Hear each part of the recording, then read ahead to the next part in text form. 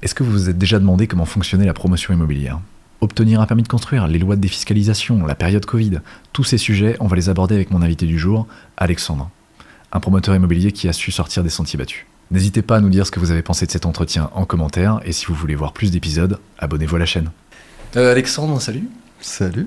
Est-ce que tu peux te présenter déjà ? Ouais, je m'appelle Alexandre, je suis papa de 3 enfants, j'ai 39 ans, bientôt, et je suis promoteur immobilier, en Pays de la Loire.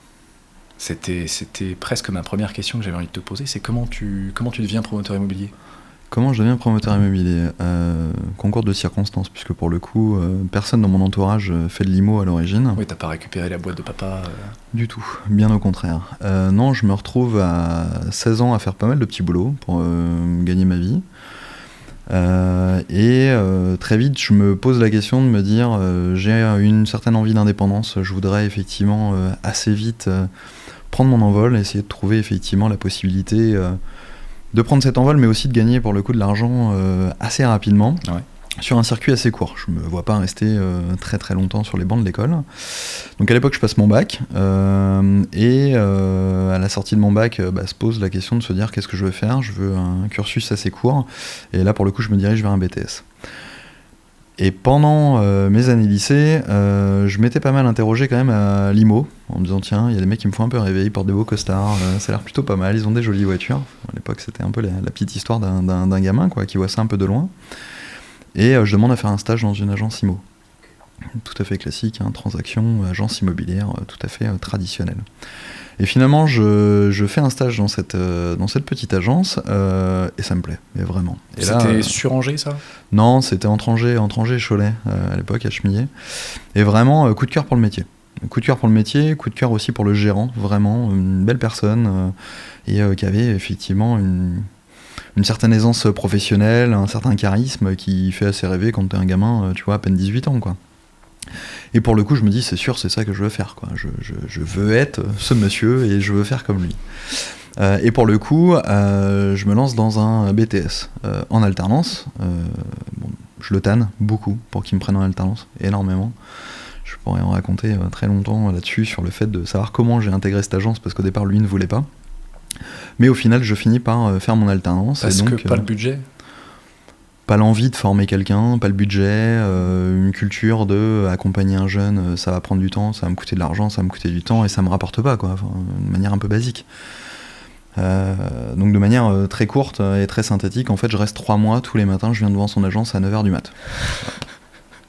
Pendant toute la période d'été, moi je savais que j'étais pris à la chambre des commerces, à la condition que j'avais une entreprise. Et c'était lui et personne d'autre, et je voulais bosser dans cette agence, et c'était comme ça. Donc en fait, juin, juillet, août, tous les matins à 9h, je sais qu'il arrive à 9h, et qu'à 9h moins 10, il prend son café juste à côté, dans le petit troquet du coin. Et donc tous les matins à 9h, je suis dans son agence. Et tous les matins, il me dit non. Il me laisse même pas rentrer dans l'agence, il me voit sur le trottoir, il me dit bonjour, il rentre dans l'agence, et il me dit non, tous les matins. Et puis un jour, je sais pas, un jour il me dit viens, rentre. Il me dit j'en ai marre de toi. Donc il dit ok, je vais te prendre, mais je te préviens, je vais pas passer beaucoup de temps à t'expliquer. Tu vas faire ton alternance, ok, je passe 1 mois avec toi, et après tu te démerdes. Bon, c'était la meilleure école et la meilleure formation. Donc pour le coup, je fais mon alternance à la Chambre des commerces, ici, d'Angers, et je bosse, je fais 2 jours de cours, et puis le reste, effectivement, au sein de l'agence. Et vraiment, je tombe en amour pour ce métier. Le fait de rencontrer des gens, d'apprendre des choses, etc. Enfin, vraiment, c'est un métier qui me plaît, le côté très commerce, assez plaisant. Et puis un panel de clients hyper riche, quoi. Enfin, tu as des primo-accédants, des très très jeunes, des seniors qui revendent, enfin voilà, des situations de famille un peu alambiquées parfois, mais en tout cas hyper riche, un quotidien hyper varié. Et pour le coup, dans mon fort intérieur, je fais mon alternance. À la fin de mon alternance, bien évidemment, il me propose de rester en tant que salarié. Et très vite, donc je dois à l'époque avoir 19 ans, 20 ans. Et très vite, je dis ouais, ok, moi ça me botte de rester, mais par contre, est-ce qu'il y a moyen de rentrer au capital de la structure, quoi. Je connaissais pas grand monde de dirigeants d'entreprise dans mon entourage. À quel âge c'est ça là ? Moi j'avais une vingtaine d'années, à l'époque. Tu perds pas le nord. Non, mais j'avais un profil très intrapreneur déjà. J'entreprenais pas puisque je travaillais pour le compte d'un tiers, mais je le faisais comme si c'était pour moi. Enfin, c'était assez naturel. Et je connaissais pas grand chose au monde de l'entrepreneuriat, mais c'est toujours quelque chose qui m'a fait rêver. Tu sais, quand t'es gamin, voilà, tu avais des parents de copains qui étaient dirigeants de boîte, et tu disais, ouais, c'est quand même plutôt pas mal d'être dirigeant de boîte, et c'est la classe. Et donc, voilà, vision de gamin de quartier, hein, clairement, où ça faisait rêver, de se dire, je peux aspirer à autre chose. Moi, je viens d'un monde très ouvrier à l'origine. Ma maman travaillait en usine, ici, voilà, un coup du matin, un coup d'après-midi. Enfin, je connaissais rien du tout à l'écosystème ni de l'entrepreneuriat, ni de la direction d'entreprise, mais gamin, c'est vrai que j'avais des parents de copains, et puis ça te fait rêver, quoi. Voilà, clairement. Donc depuis tout petit, je m'étais dit un jour, je serai aussi dans ce monde. Et là, pour le coup, très vite, je suis salarié chez lui, et je lui dis, moi, j'aimerais bien rentrer au capital. Il me dit, oh, t'es gentil, Minot, mais cool, quoi. Donc 1 année se passe, 2 années se passent et tout, et c'est vrai que c'est assez régulier pour moi, et c'est assez, j'ai cette envie, pour le coup, assez forte, d'intraprendre, d'entreprendre, peu importe, mais en tout cas d'être encore plus acteur que simplement opérationnel. Et puis à la longue, je le tanne beaucoup, mais ça vient pas. Et dans son esprit, avec le recul, je le comprends. Enfin, ça répète le même schéma. Tu viens tous les matins à 9h. Ouais, et moi je suis hyper jeune, et puis je le comprends, tu vois, avec le recul, mais à l'époque, tu te poses pas trop ces questions. Tu dis, attends, je me défonce dans la boîte, je fais tout ce que je peux, je comprends pas pourquoi ça vient pas. J'avais encore beaucoup de choses à découvrir et à apprendre, certes, mais tu sais, tu te poses pas trop ce genre de questions. Et d'un coup de tête, pour le coup, je lui dis, bah écoute, si vraiment tu veux pas, moi je m'en vais. Bon. Et on se regarde un peu dans le blanc des yeux, et il me dit, mais t'es sérieux ? Je dis, ouais, est-ce que là, tout de suite, maintenant, est-ce que t'es prêt à me céder une partie de ton entreprise pour que je vienne à tes côtés ? Je veux plus être en dessous de toi, je veux être à côté de toi. Il me dit, non Alex, je t'aime énormément, mais c'est pas possible. Et c'est vrai que c'est quelqu'un, moi, enfin, c'est une figure masculine qui a beaucoup compté pour moi dans ma construction d'homme. Donc, on s'est retrouvés comme deux couillons où je suis en train de rédiger ma lettre de démission, et lui, il pleure et moi aussi, quoi. Tu vois, on vit une histoire sentimentale hyper forte, quand même, malgré tout, parce que moi, j'étais dans ma construction d'homme. Lui avait une fille, mais pas de fils, et finalement, il s'était passé quelque chose pendant toutes ces années d'hyper fort entre nous. Mais moi je sentais que j'avais besoin d'autre chose finalement, et qu'il fallait que je suive ma voie, quoi. Et donc d'un coup de colère, presque en tout cas, je rédige cette lettre de démission et je rentre chez moi, et je dis bah voilà, j'ai plus de boulot, quoi. Donc il va falloir que je trouve quelque chose. Et à l'époque je fais de l'immobilier tout à fait classique, traditionnel.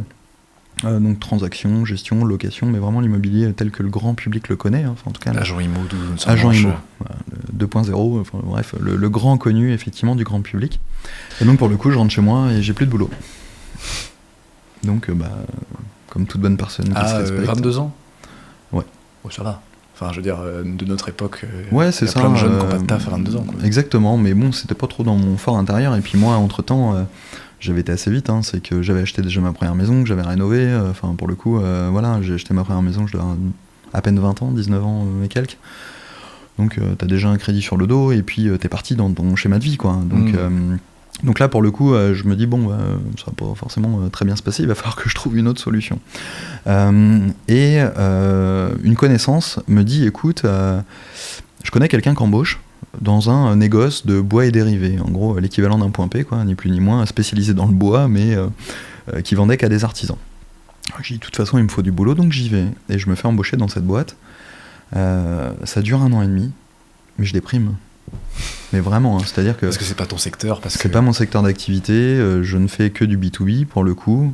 Je commence très tôt le matin, mais je rentre très tôt chez moi le soir. Pour le coup, moi, je sais rien faire d'autre que bosser, donc pour le coup, mes soirées sont très longues. Et vraiment, je rentre dans une phase un peu compliquée avec moi-même, quoi, où je me dis, non, je me reconnais plus trop, je fais pas ce qui me plaît, et pour le coup, c'est assez dur. Et puis, mon entourage me dit, écoute, je pense qu'il y a un truc qui va vraiment pas bien en ce moment, on te voit au fur et à mesure un peu dépérir, remets-toi en question, fais du sport, trouve-toi des activités, donc tu charges des trucs à côté, mais finalement, il n'y a rien qui me nourrit autant que ce que j'aime faire. Et pour autant, t'es bon dans ce que tu fais, dans le... Ouais, clairement, mais ça se passe hyper bien. Ça se passe hyper bien, mais c'est plutôt intellectuellement. Alors j'apprends beaucoup, j'apprends des choses différentes, j'apprends la relation avec les entreprises, j'apprends la relation B2B, alors qu'avant j'étais que en B2C, donc là pour le coup ça c'est assez intéressant. Mais en même temps, grosse déprime intellectuelle, quoi, mais vraiment pas bien du tout. Et puis, à force qu'on m'en parle, en me disant, écoute, Alex, on te voit un peu dépérir, c'est un peu dommage. Bah pareil, même sujet, je me dis non, je peux pas faire ça. J'ai essayé plein de trucs. T'essayes plein de trucs, hein, le sport, la moto, les machins, les sorties, enfin bref, j'ai essayé plein de trucs pour essayer de m'occuper cérébralement, mais finalement je me rends compte qu'il y a qu'un truc qui m'anime, c'est l'IMO, quoi. Et je me dis, bon bah ok, on arrête là, ça sert à rien, il faut que je me remette en question. Mais en même temps, j'ai pas envie d'attendre d'avoir quelque chose pour me relancer dans un projet, j'ai envie de clore un chapitre et de repartir. Donc, même sujet, le lendemain, je vais à mon entreprise et je dépose ma démission en disant bah je m'en vais parce que c'est terminé, quoi. Donc, je fais mon préavis et puis ça s'arrête là, sauf que j'ai pas de boulot derrière. Bon, et à la fin de mon préavis, parce que je suis un peu monotache, quoi, je vais jusqu'au bout de mes missions, et à la fin de mon préavis, j'avais pas encore recherché de boulot, et là je dis bah maintenant il faut que je trouve. Et je me connecte sur internet le soir, et je tombe sur une annonce d'un promoteur immobilier qui cherche un développeur foncier pour ouvrir une nouvelle agence. J'allais vraiment dire, il y avait déjà internet à l'époque. Ouais, il y avait internet. Mais c'est vrai que t'es pas si vieux. Mais t'as raison, mes premières annonces étaient peut-être au Minitel. Mais effectivement, et là je tombe sur une annonce où il cherche un développeur foncier chez un promoteur immobilier, autant dire que j'avais rien compris au détail de l'annonce, quoi. On parle de plan d'occupation des sols, de capacitaire avec des architectes. Je sais pas du tout ce que ça veut dire. Mais par contre, t'es sûr de vouloir y aller. Mais je suis sûr d'y répondre. Et je ne réponds qu'à une annonce. Et je réponds à cette annonce. Et donc je suis reçu en entretien 2 jours plus tard. Je passe dans cette entreprise 3 entretiens. Et ils me disent ok, go, on te prend en tant que développeur foncier pour ouvrir une nouvelle agence flambant neuve, etc. Ce qui moi m'allait bien, puisque toujours dans ma logique d'intraprendre, j'allais être le patron de moi-même. Une toute petite boîte, j'étais tout seul avec moi-même, mais au moins j'allais être mon patron et j'allais développer mon business comme je le voulais. Et il s'avère que dans cette entreprise, je vis une très belle histoire qui dure 10 ans. Je rentre en bas de l'échelle et je finis président d'une filiale du groupe, associé actionnaire aussi à l'époque de cette société, qui grossit au fur et à mesure du temps que j'y passe, et j'accompagne cette croissance aussi de manière assez forte, et ça me plaît de faire de la croissance, mais on fait beaucoup de croissance. Et la croissance, ça use, la croissance c'est pas simple non plus à gérer, à piloter. On recrute énormément de personnes en très peu de temps, etc. Et puis à un moment donné... tu te poses aussi avec toi-même, tu vieillis, tu grandis, et puis tu te dis, tiens, est-ce que la manière dont je fais mon métier, est-ce que c'est vraiment comme ça que je voudrais vraiment pleinement le faire ? Parce qu'inévitablement, tu continues de travailler pour le compte de tiers. Qui plus est, je travaillais pour une entreprise qui était cotée en bourse. Donc pour le coup, tu as aussi un volant qui est différent, si tu veux, que simplement piloter ta propre activité. Et au moment où je dirais que ma carrière est au plus haut dans cette entreprise, bah, je prends une décision un peu particulière. Tu te barres. Qu'elle m'en allait. En disant, bah, je suis au top, donc je m'en vais. C'est fini. Bon, c'était un petit peu la blague, parce que c'est souvent quelque chose qu'on m'a... Pas qu'on m'a reproché, mais en tout cas qu'on m'a évoqué. Est-ce que t'es pas un peu malade comme garçon, tu vois ? T'es au moment où t'es au plus haut et où tout va bien et le marché il est exceptionnel, et toi tu prends la décision de te barrer, quoi. C'est peut-être parce que t'as, de toute façon je pense que tu le sais, c'est que t'as de l'âme peut-être de quelqu'un qui aime bien faire du chemin et faire grandir quelque chose. C'est aussi ça, et puis à un moment donné j'étais arrivé sur une fin de cycle en disant je vais pas pouvoir apporter plus que ce que j'ai apporté à la structure telle qu'elle est aujourd'hui, et puis surtout j'ai envie d'écrire ma propre histoire, parce que finalement je pense que mon rêve de gamin, il était toujours là en fait, de dire je veux être patron de mon entreprise, je veux faire le business de la manière dont je le vois, et concevoir l'immobilier de la manière dont moi je le conçois. Et donc c'est comme ça que je décide, il y a bientôt 7 ans, de créer Opus avec 2 associés qui étaient des collègues de ma vie passée. Des collègues, ouais, tout à fait. Où on en échange, voilà, parce qu'on c'est des gens dont humainement je suis extrêmement proche. Et je leur dis, voilà, moi j'ai un projet, et c'est vrai que ce projet j'aimerais bien me lancer par moi-même, et assez vite... le truc est assez évident, finalement ils disent mais attends, on le fait ensemble, quoi. Et donc on est partis tous les 3 pour créer notre projet. Mais comment tu démarres une activité de promoteur immobilier, parce que on s'entend que des prêts, en tout cas que le font les banques pour un premier bâtiment, c'est des millions.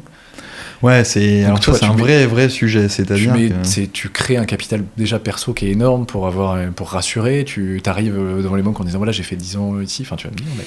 Alors tu capitalises beaucoup sur ton expérience, parce qu'honnêtement, t'as beau avoir bien bossé et avoir un peu d'argent de côté, oui, t'as pas de quoi payer cash une première. Ça suffit pas pour payer une opération. Alors la première était une opération de 16 logements, donc évidemment t'as pas l'argent pour payer.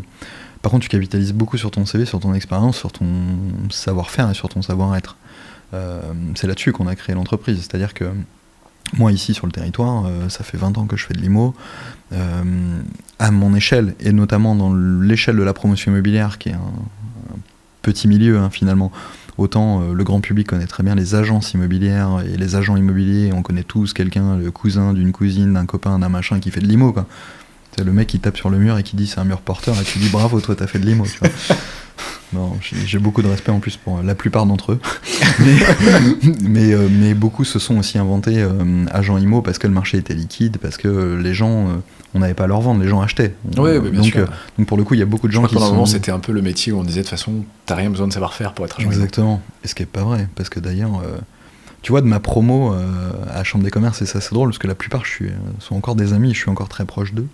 On était une trentaine, et on devait être une trentaine à faire de l'IMO. Moi, je suis le dernier des Mohicans, quoi. Il n'y a plus personne qui est dans le segment. Ah ouais ? Non, plus un seul. Donc 20 ans plus tard, il n'y en a plus un seul qui fait de l'IMO. Parce que c'est un métier qui est dur, parce que c'est un métier qui demande beaucoup d'ingénierie, financière, juridique, c'est un métier qui est usant aussi.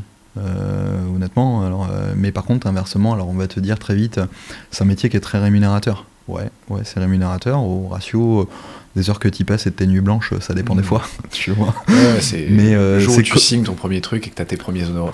Ouais, c'est ça, mais tu sais, c'est un peu comme toutes les boîtes du monde. Hein. Enfin, je veux dire, voilà, ça dépend de l'engagement qu'il y a. Ça marche si tu t'engages. Mais bon, ça, après, c'est comme dans tous les boulots, hein, comme le tien. Hein, tu vois, je t'apprends rien là-dessus. Et donc, pour le coup, non, pas simple. On a beaucoup capitalisé sur notre savoir-faire, sur notre image, sur ce qu'on savait faire, sur le peu d'argent qu'on avait. Et puis, sur du friends and family, honnêtement. On a eu la chance... Alors déjà, on s'est lancé dans un marché qui était assez liquide, donc qui fonctionnait bien. Au moment où tu te lances, oui. Ouais, au moment où je me lance, c'est pour ça que ça choque tout le monde de partir d'un fauteuil hyper confortable alors que t'as presque pas besoin de faire grand-chose pour que ça fonctionne. Tu gagnes très bien ta vie sans forcément te prendre la tête à outrance, quoi.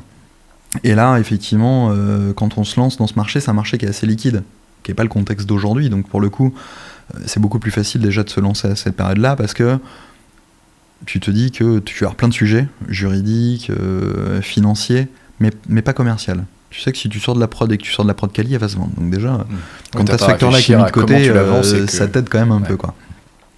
On capitalise beaucoup sur notre image, on capitalise beaucoup sur nos envies, sur notre savoir-faire, et là, pour le coup, on commence à engager la première opération, et surtout, on est très très bien accompagné, par nos partenaires bancaires, honnêtement, qui tout de suite nous ont dit...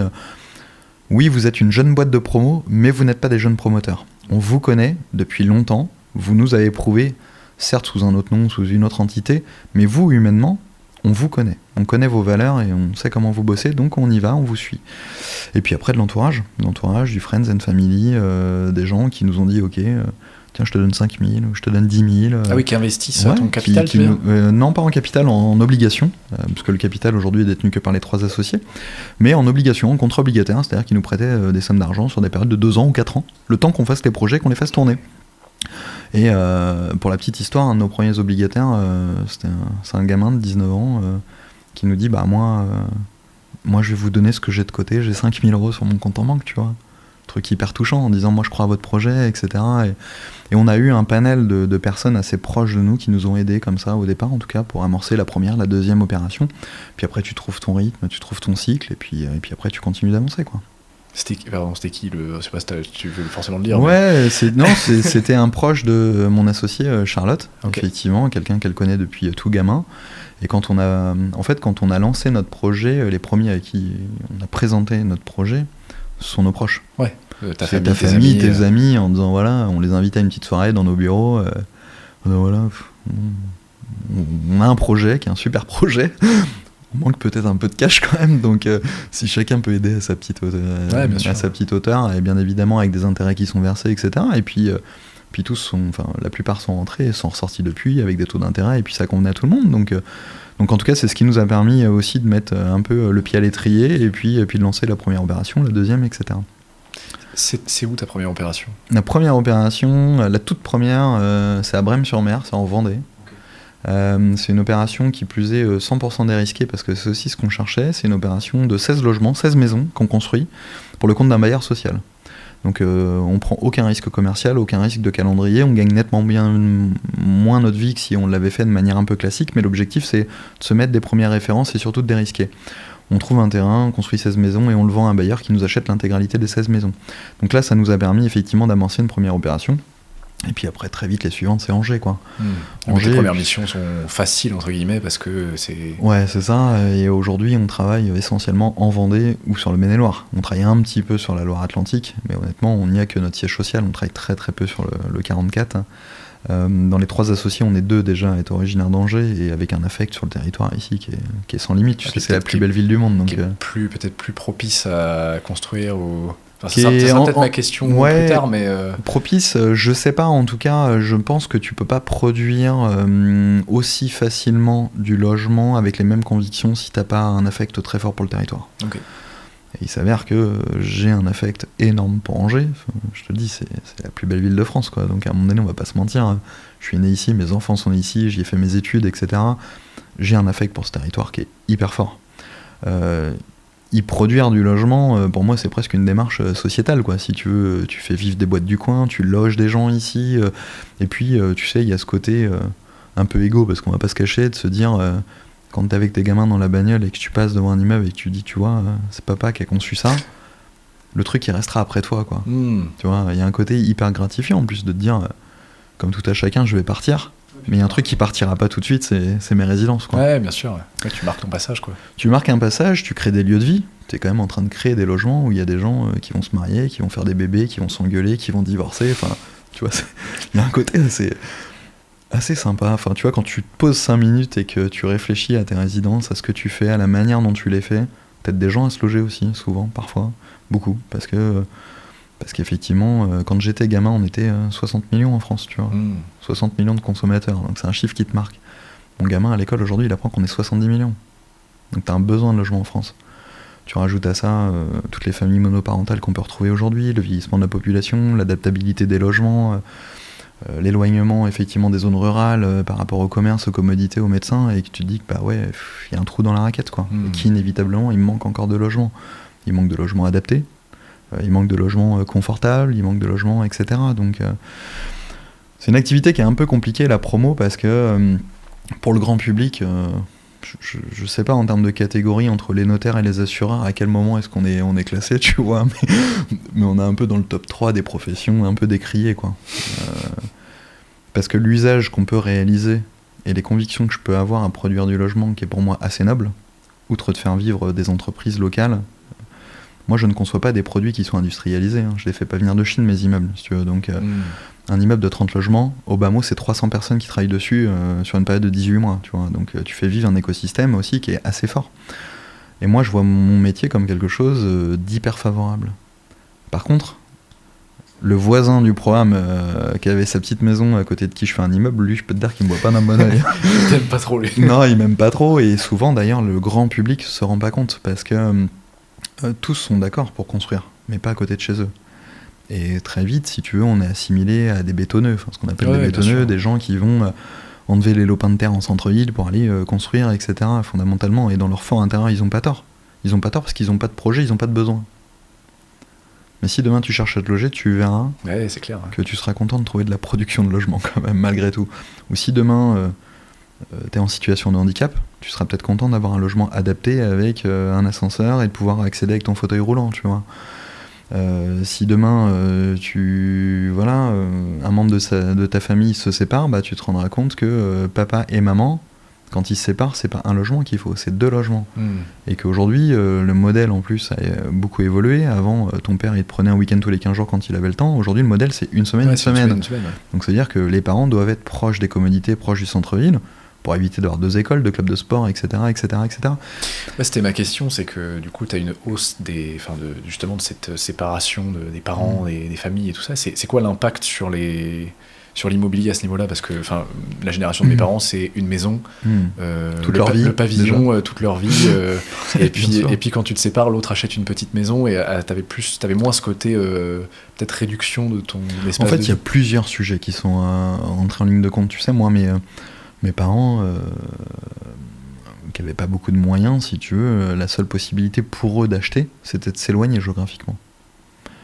Angers était trop cher, la première couronne trop chère, la deuxième encore, donc si tu veux, à un moment donné... Tu finis à Baugé. Ouais, t'as des gens qui finissent, si tu veux, dans des zones plus rural, par contrainte, pas par plaisir. Alors après, ils cherchent à s'en convaincre en disant on est bien dans notre village. Souvent, ils ont pas tort, mais n'empêche que t'es loin de tout. T'es loin des commodités, parce qu'à l'inversement, quand tes gamins ils grandissent, les lycées, faut retourner en centre-ville, les facs, faut retourner en centre-ville. Et puis, il y a un truc aussi où nos parents se posaient moins la question, c'est le coût de la bagnole. Parce que moi, mes parents, ils faisaient 30 bornes chacun tous les jours pour aller taffer, ça leur a jamais posé de problème de faire le plein d'essence, quoi. Aujourd'hui, quand il te faut 2 bagnoles, avec 2 pleins d'essence, 2 assurances, si tu veux, dans un budget de smicard, ça commence à être violent un peu, quoi.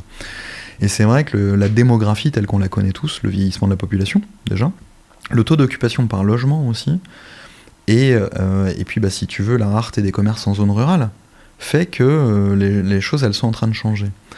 On a souvent des contre-arbitrages d'opposition, peu importe, telle qu'elle soit, d'opposition à la construction, qui nous disent « mais il y a assez de logements en France ». Ils n'ont pas tort, hein. Fondamentalement, pour le nombre de personnes qu'on a en France, il y a assez de logements répartis sur le territoire France. Le seul problème qu'on a aujourd'hui, c'est qu'on a des zones qui sont devenues des zones désertiques parce que finalement, il n'y a plus d'intérêt à y vivre. Soit parce que les grosses usines qui faisaient vivre des villages complets, elles ont disparu, elles ont fermé. Donc t'as plus de poumons économiques, souvent. Donc les gens sont obligés de se délocaliser. Soit parce que les biens sont pas adaptés. Et le taux d'occupation d'une maison, elle est plus la même. Peut-être que ta grand-mère vivait avec ses propres parents, tu vois, en fin de vie. C'est fini, ça, si tu veux. Aujourd'hui, c'est très rare d'avoir 1, 2, 3 générations sous le même foyer, comme ça peut être le cas de la génération de nos grands-parents ou de nos arrière-grands-parents. Et puis même les familles achètent de quoi mettre entre 2 et 3 gamins sous le même toit, et en fait, rapidement... tu te retrouves avec une maison où ils sont 2 pour... T'as ce sujet-là, donc ça c'est vrai pour une génération qui est un peu plus âgée que la nôtre, et notre génération où c'est l'effet inverse, c'est-à-dire que le coût de l'immobilier est tellement cher que contrairement à nos parents ou nos grands-parents, tu vas pas pouvoir t'acheter en première accession la maison de tes rêves. Tu vas passer d'abord par un petit truc que tu vas revendre en espérant faire une plus-value ou au moins la capitalisation des loyers que t'as pas versé, que t'as remboursé, pour repartir avec un petit budget qui va te permettre d'acheter un peu plus grand et ainsi de suite. Et en fait, si tu veux, il y a tellement de choses qui ont changé. Enfin, tu vois, moi, en 20 ans, d'un point de vue... je suis hyper jeune. J'ai juste perdu mes cheveux, mais sinon... ça fait 20 ans que je fais de l'immobilier alors que j'ai que 25 ans. 39 ans, tu l'as dit. Pardon, grillé. Presque 39 ans. Et en fait, si tu veux, la démo, elle a vachement changé. Elle a vachement évolué. Et le besoin de logement tel qu'il existait il y a 20 ans, il n'est plus du tout le même. Et c'est pas une blague quand je te dis, c'est vrai qu'il y a 20 ans, il y avait très peu de parents qui faisaient la garde alternée. C'était un épiphénomène. Déjà, il y avait très peu de parents qui étaient divorcés. Un petit peu plus, mais aujourd'hui, je pense que dans la classe de mon gamin, s'il lève la main sur le nombre de parents qui sont encore ensemble, si tu veux, il y en a plus beaucoup. Je crois que c'est 33% des parents qui se séparent dans les 4 premières années du gamin. Tu vois, c'est astronomique quand même, tu vois. Donc forcément, ça a un impact sur l'IMO. Et puis, il y a aussi quelque chose qui change dans nos fondamentaux. Enfin, en tout cas, une analyse que moi j'ai du marché, c'est que du marché dans la démographie et dans le temps, c'est que nos grands-parents ou nos arrière-grands-parents, si tu veux, étaient des résidents d'une commune ou d'un canton. Tu vois, ils allaient jamais y bouger, ils naissaient là, ils allaient mourir là, tu vois, avec leur famille, leurs cousins, leurs trucs et tout. Nos parents ont été déjà un peu plus citoyens français, tu vois. Ils étaient peut-être un peu plus à l'échelle de se dire est-ce que je bouge par contrainte professionnelle, etc., etc. Nous, on est nés avec l'Union Européenne, donc déjà on est encore dans une autre logique. Se dire, moi je suis citoyen européen, quoi. Fondamentalement aujourd'hui je suis là, mais demain je pourrais être ailleurs. Je reste en France parce que malgré tout le contexte qu'on se connaît, on reste quand même un pays extrêmement confortable. Mais nos gamins, eux, sont des citoyens du monde. Donc l'affect et l'attache à l'immobilier n'est pas du tout la même que celle que pouvaient avoir nos parents, nos grands-parents. Et on peut le paraphraser à plein de choses. Prends le modèle de la bagnole. On regarde le nombre de voitures aujourd'hui qui sont sorties en leasing. Franchement, il y a peut-être 7 ans, 8 ans, on t'allait te dire, tu vas te louer une bagnole, tu vois, que tu vas payer tous les mois une location de voiture. Tu vas dire, t'es sérieux, non? Ma voiture, je l'achète, c'est la mienne, je ferai ma vidange tout seul comme un grand, mais c'est ma voiture. Jamais personne n'aurait pensé faire de la location de bagnole. Et aujourd'hui, je sais pas, t'as peut-être 70% du parc des véhicules aujourd'hui qui circulent, qui ont moins de 3 ans. Les particuliers, comme les entreprises, font du leasing de voitures. Tu crois que c'est un changement de consommation des gens, ou tu crois que c'est aussi une stratégie commerciale? Parce qu'aujourd'hui, c'est moins intéressant, en tout cas, de faire LLD ou un LOA que Ouais. d'acheter ta propre voiture. Mais tu crois que c'est parce Je pense qu'il n'y a qu'on pas que ça, il y a une question de contrainte aussi. En fait, il y a le marché de l'automobile qui a mis ça en place, mais le marché de l'automobile ne l'a pas mis en place par hasard. Il l'a aussi mis en place parce qu'il s'est rendu compte que ses acquéreurs potentiels n'avaient plus les moyens d'emprunter pour acheter une bagnole. Et que si tu veux, tu peux, je te donne un exemple très concret, peut-être que tu pourrais louer un logement à 1500 balles par mois, personne n'a rien à te dire. Par contre, si tu allais voir ta banque en disant regarde, j'arrive à louer depuis 3 ans une maison de 1500 € par mois et je m'en sors très bien. La banque, donc tu vas lui dire je voudrais acheter pour le même montant par mois. Elle va dire ouais, mais tu rentres pas dans les 33% d'endettement. Bah, tu sais, c'est un peu la même logique. C'est-à-dire que pour les bagnoles, peut-être qu'une banque ou un organisme de crédit n'est pas en capacité de prêter l'équivalent de 400 balles par mois à un mec pour s'acheter une bagnole. Par contre, le mec, s'il va à la concession, il va l'avoir en ligne à 400 balles et personne va venir le contrôler. Tu vois. Ouais, effectivement. Ouais. Donc je pense qu'il y a aussi un changement.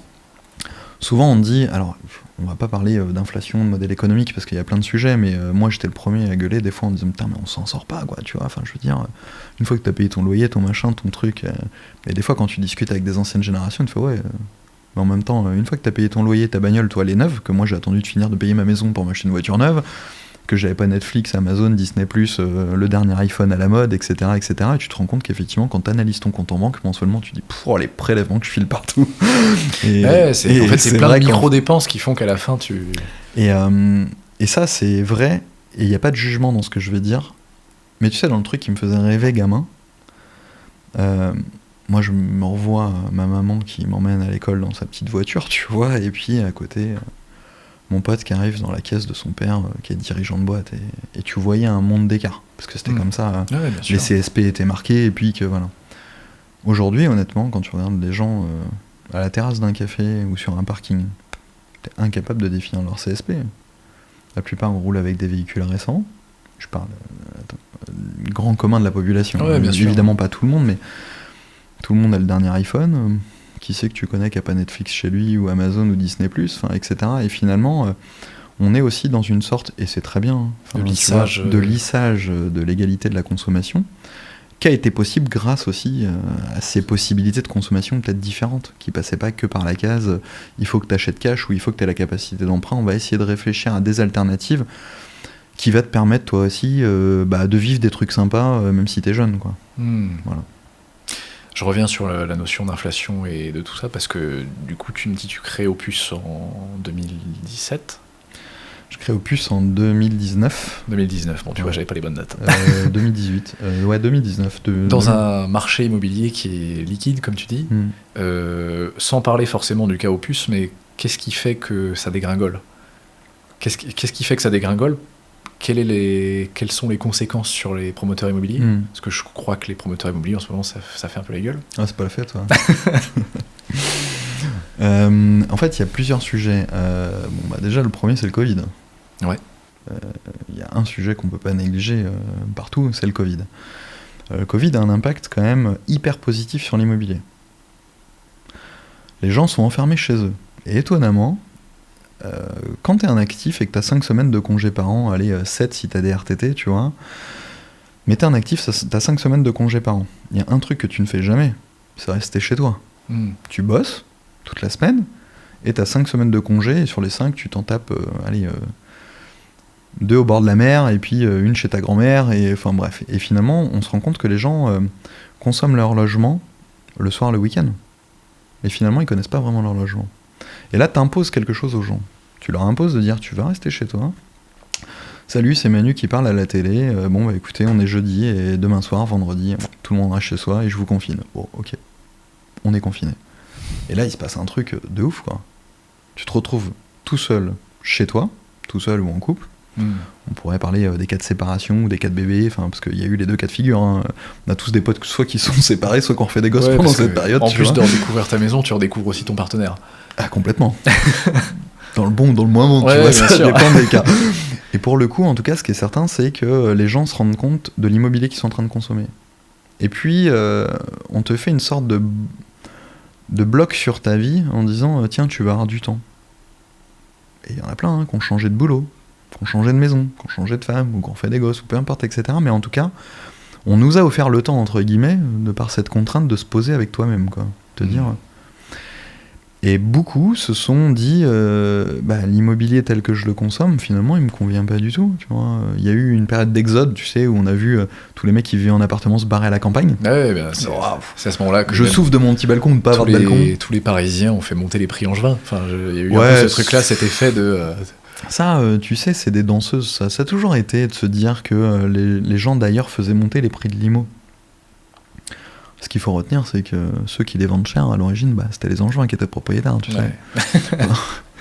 Tu sais, on a des discussions des fois, et tiens, j'ouvre une petite fenêtre, on a souvent des discussions, et c'est très vrai sur le littoral, et c'est très vrai à Angers aussi, des gens qui nous disent, mais attendez, le marché de l'immobilier, vous avez vu comment il a grimpé? Mes gamins ne peuvent plus acheter. Ok, tes gamins ne peuvent plus acheter. Par contre, quand t'as vendu, toi, ta maison à 300 000 et qu'on t'a dit potentiellement tu peux la vendre à 400, est-ce que t'as dit non, je vais la vendre à 300 000 à un mec du coin? Ouais, bien sûr. Tu vois. Bon, à un moment donné, si tu veux, on a tous été responsables de ce qui s'est passé aussi, quoi. Enfin, il y a un marché qui est fait d'offres et de demandes. Enfin, si t'as quelqu'un pour acheter en face, t'as quelqu'un pour acheter en face. Bien hein, sûr. Donc, puis tu réfléchis aussi pour toi. Voilà, et c'est un peu notre problématique générale, c'est que si tu veux, on nous a jamais incité à vivre autant en collectivité, alors que par principe on est tous des individus et donc individualistes. Donc chacun prend sa décision dans son petit corner qu'est le sien, quoi. En tout cas, ce qui est sûr, c'est que le Covid déjà a eu cet impact de dire est-ce que mon IMO me convient? Est-ce que je reste là où je vis? Est-ce que le logement que j'occupe correspond à ce dont j'ai envie? Et ça, tu l'as eu à la fois sur le logement, mais tu l'as eu parallèlement aussi sur un autre segment de l'immobilier qui est le tertiaire, qui est l'immobilier de bureau. Où tu as vu plein d'entreprises dire, nous on change de stratégie, tiens, le télétravail ça a l'air de plutôt bien marcher, on va vider nos bureaux, on va rendre les clés de nos bureaux, on va les revendre, on va les louer, etc. Puis finalement, ça marche très bien en télétravail. Bon, il y a quand même, depuis quelques mois ou quelques années, une grosse remise en arrière. Hein. Les entreprises se sont rendues compte que finalement le télétravail c'est pas si évident de piloter tes équipes, de transmettre l'ADN de ton entreprise, d'être dans le quotidien, de motiver tes équipes, etc. Enfin il y a plein de sujets, hein. Il y a du bon et du moins bon dans tous les prés, quoi. Et là pour le coup l'immobilier ça a été ça, et pour le coup l'effet ciseau c'est que l'immobilier a continué de prospérer, mais de manière hyper forte pendant cette phase Covid. Là où on s'attendait tous à un blackout en disant fin du game, il va plus rien se passer, on va plus rien faire, en fait ça fait complètement l'effet inverse. Et là, l'IMO il est remonté en flèche. Les prix sont montés en flèche. Les promoteurs, comme tout l'écosystème de l'immobilier, l'acceptaient, et acceptaient aussi la hausse des coûts de marchandises, qu'on avait du mal à trouver, parce que moi, construire pendant la période de Covid me coûtait beaucoup plus cher. Ouais. Parce que les industriels ne produisaient plus ou peu, on avait du mal à faire venir des produits qui venaient de l'étranger, etc. Donc c'était devenu très compliqué. J'achetais très cher la matière première pour construire mes immeubles. Mais fondamentalement, c'était pas très grave puisque j'arrivais à vendre aussi plus cher qu'avant. J'avais plus de clients. Donc finalement, on gagnait pas plus d'argent, mais en tout cas, ça s'équilibrait dans tes bilans. Tu pouvais acheter plus cher ce que tu vendais plus cher. Bon, ça a été l'effet Covid. Mais tu as eu l'effet post-Covid. Ou si tu veux, de l'immobilier, c'est pas une baguette de pain, puis une fois que tu as fait un projet, t'en fais pas un tous les mois non plus.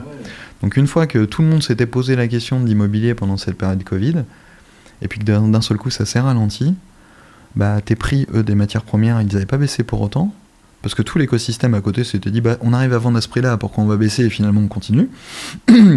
Les carnets de commandes étaient toujours pleins chez les entreprises, parce que nous on a un sacré décalage entre le moment où on produit et le moment où ils viennent construire. Donc les prix ne baissaient pas des coûts de construction, mais par contre ton marché de l'immobilier était en train de baisser, et lamentablement. Et adossé à ça, parce que l'immobilier neuf en France était dopé depuis 35 à 40 ans par des lois de défiscalisation qui permettaient aux gens qui investissaient dans le neuf de gommer une partie de leur fiscalité. J'allais te parler de loi Pinel justement, mais je me suis dit la loi Pinel, et avant le Duflot, le Périssol, le de Robien, enfin bref, tous les ministres qu'on a eu son nom sur une loi de défiscalisation, tu vois. Et il y avait qui permettait quoi concrètement? Moi, la loi Pinel, c'est la dernière un peu en date qui a disparu le 1er janvier. C'est clairement, ça te permettait de faire quoi? Elle permettait 3 choses. Côté acquéreur, investisseur, il achetait un appartement et il allait pouvoir défiscaliser. Donc selon les périodes, selon les années, tu pouvais aller de 15 à 21% de défiscalisation. Tu achetais un appartement à 100 000 balles et on te disait, on vous propose, si vous achetez un appartement neuf à 100 000 euros, de défiscaliser 15% sur 9 ans.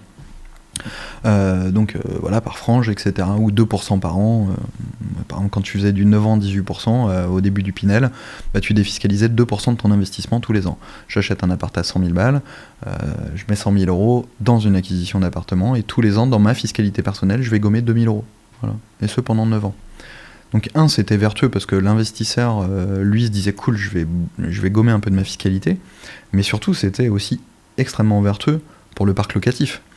Parce que la contrepartie, parce qu'il y en avait une, et cette contrepartie, c'était de dire, vous, locataires, par contre, vous allez louer, vous, propriétaires, à des locataires, mais sous plafond de ressources, et avec un loyer qui est effectivement plafonné. Et ce qui nous permettait de mettre de la production locative neuve, pour le coup, à un prix abordable pour des locataires. Donc ça, c'était plutôt vertueux. Donc c'était vertueux côté investisseur, et c'était vertueux côté locataire. Et puis le troisième, c'est que c'était vertueux côté promoteur, parce que nous, ça faisait tourner nos boutiques, mais si ça fait tourner nos boutiques, ça fait surtout tourner les artisans et les entreprises locales. Donc finalement, tout le monde y trouvait son compte. Les collectivités aussi, pour le coup, les mairies, parce que elles ont besoin de construire, elles ont besoin de renouveler leur parc, elles ont besoin aussi de créer du logement social. Il faut savoir qu'en France, le logement social, la majeure partie du parc social est produite par des promoteurs privés. C'est-à-dire que dans une opération de promotion immobilière, quand on fait 50 logements, on va te dire, monsieur le promoteur, si tu fais 50 logements, je t'impose de faire 20% de logements sociaux à l'intérieur. Donc on vend à des bailleurs sociaux, à la casse, à des prix cassés, notre production pour qu'ils puissent produire leur parc social. Ce qui est d'ailleurs en ce moment une très grosse problématique pour les opérateurs sociaux, parce que comme il n'y a plus de promotion privée, pour le coup il n'y a plus de logements neufs dans le parc social qui rentrent non plus. Donc ça c'est une autre problématique. Donc elle avait cette notion effectivement de défiscalisation a été pour le coup assez vertueuse. Mais elle posait un problème. La problématique du grand public, c'est qui est en capacité d'investir. Il y a des gens qui ont soit fini de payer leurs biens, soit qui ont un peu plus de revenus que les autres. Et dans un mode, et dans un monde où en ce moment on te dit il y en a marre des niches fiscales, de ceux qui gagnent toujours plus alors que nous, etc.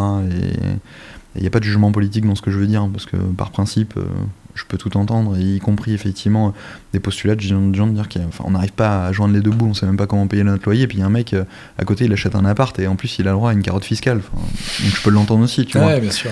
Mais fondamentalement, je peux l'entendre par ce spectre-là, et de l'autre côté, je regarde aussi l'autre spectre et dire on fait bouffer des boîtes, ça met quand même sur le parc locatif du logement plus abordable. Si le mec en contrepartie il a 2000 balles de défisc par an, si tu veux, à un moment donné, je m'en fous un peu parce que ça fait vivre tout un écosystème et ça permet de produire du logement.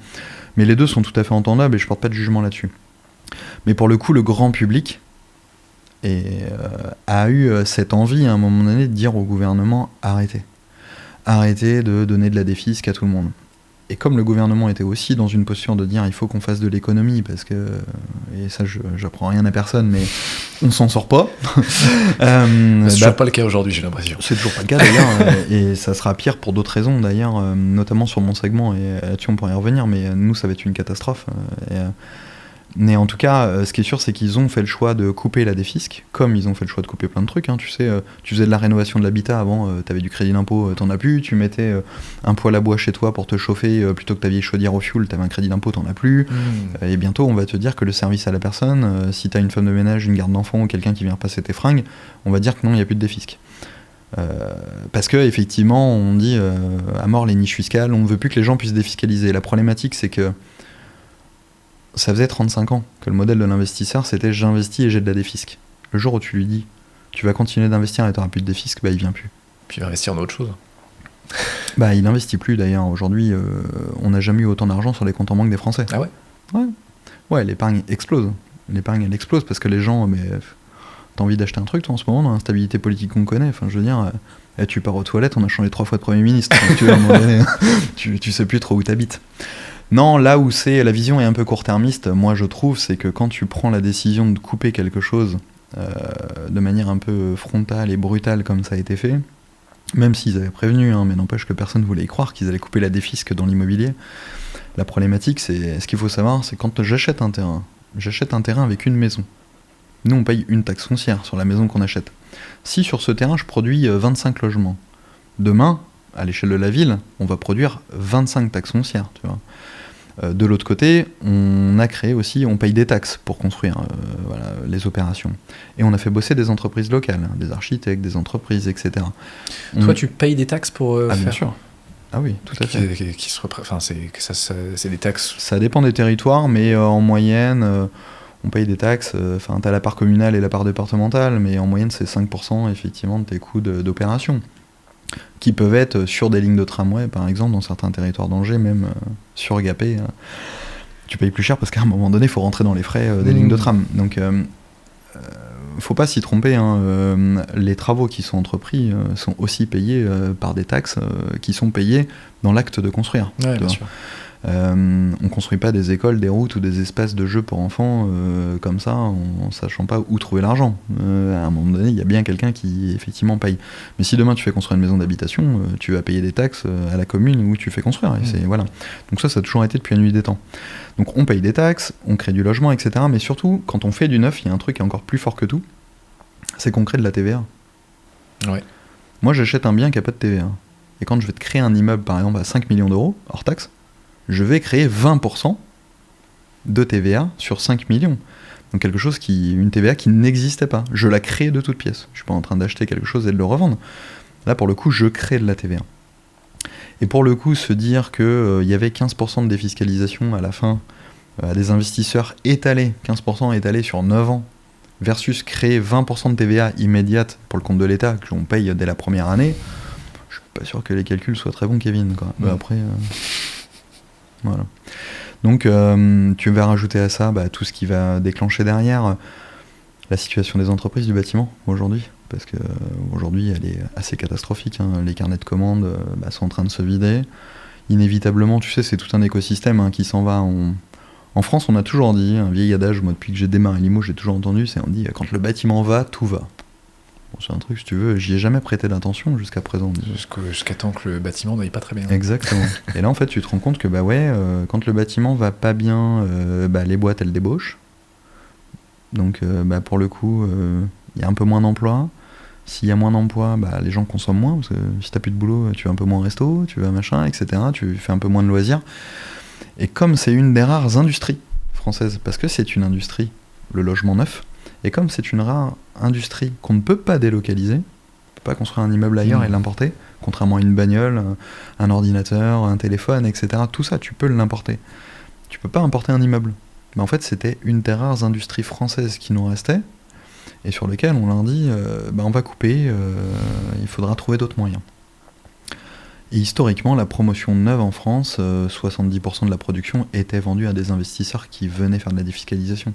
Donc si tu leur dis plus de défisques et qu'ils disparaissent, ton marché il se pète là. Donc t'as perdu, pas 70%, mais... Non, parce que nous on a fait des choix différents aussi. Les plus exposés aujourd'hui sont les industriels du logement. Ceux qu'on connaît, des grands noms qui produisent énormément de logements en France. Enfin, on a tous entendu parler par exemple de Nexity, qui est un des premiers opérateurs français, qui a mis des plans de licenciement en place, qui a vendu ses bijoux de famille, etc. Parce que voilà, qui avait un modèle économique qui était depuis des décennies posé sur la défisque. Sur de la défisque.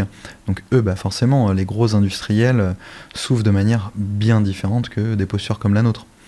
Moi, je produis 250 logements par an. On a toujours une grosse clientèle de propriétaires occupants parce qu'on fait du petit produit un peu chouchou, un peu signé, un peu différent des autres. On essaye de mettre aussi On fait pas du haut de gamme, on est plutôt dans le milieu de gamme plus, mais on essaye d'avoir un service 5 étoiles.